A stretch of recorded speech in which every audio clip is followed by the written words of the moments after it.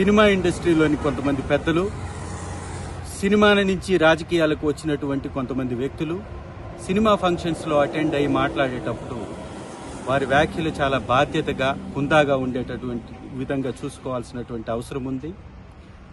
ఈ మధ్యకాలంలో మన పవన్ కళ్యాణ్ గారు, నిన్న చరణ్ గారు, రీసెంట్ తాజాగా చిరంజీవి గారు మెగా కాంపౌండ్ వాళ్ళ నుంచి వచ్చినటువంటి కొంతమంది హీరోలు అనేక సినిమా కార్యక్రమాల్లో వాళ్ళు అటెండ్ అయినప్పుడు వారి యొక్క భాష చాలా జూచాకరంగా ఉంటుంది.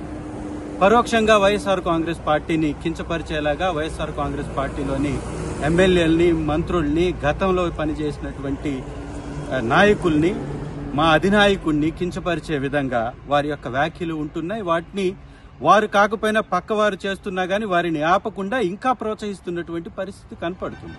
ఇది సినిమా ఇండస్ట్రీకి చాలా ఇబ్బందికరమైనటువంటి పరిస్థితి తీసుకొచ్చే అవకాశం ఉంది. ఎందుకంటే సినిమా ఇండస్ట్రీ అనేది అందరి యొక్క కలయిక, కొందరి కోసం పెట్టినటువంటి ఇండస్ట్రీ కాదు. అది సినిమా ఇండస్ట్రీ ఈ విషయం మీద జాగ్రత్త పడాల్సినటువంటి అవసరం ఉంది. ఇంటర్నల్ గా చర్చించుకోవాల్సినటువంటి అవసరం అంతకంటే ఉంది.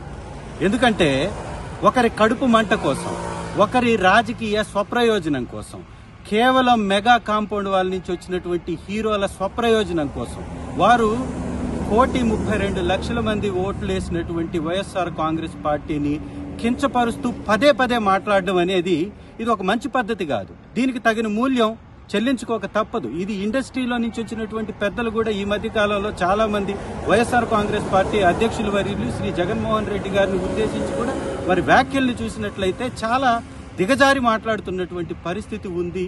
ఇది ఖచ్చితంగా దీన్ని సవరించుకోకపోతే చాలా పెద్ద ఇబ్బంది జరిగేటటువంటి అవకాశం ఉంది. ఎందుకంటే సినిమాలో ఎమోషన్స్ ని మీరు చూపించినట్టే పార్టీలో ఉన్నటువంటి మాలాంటి స్వాభిమానం కలిగినటువంటి నాయకులకు కూడా ఎమోషన్ ఉంటుంది. మా నాయకుడి కోసం మేము నిలబడతాం. కాబట్టి మీరు మాట్లాడేటటువంటి మాటలు హుందాగా లేకపోతే తగిన మూల్యం మీరు చెల్లించుకుంటారు. ఇది సినిమా ఇండస్ట్రీని దగా చేస్తున్నటువంటి వారిని కొంతమంది ఈ సినిమా ఇండస్ట్రీలో ఉన్నటువంటి పెద్దలు కూడా గ్రహించాలి.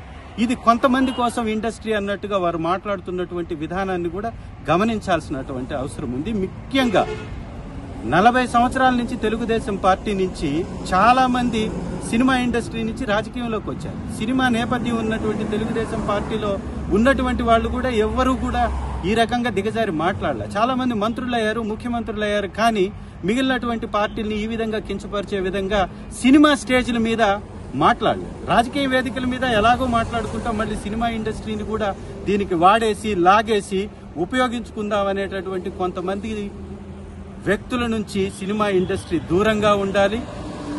ముఖ్యంగా మెగా హీరోలకు కూడా చెప్తున్నాం, మీరు సినిమా నుంచి ఎదిగిన తర్వాత మెగా హీరోలుగా మీరు పరిణితి చెందారు.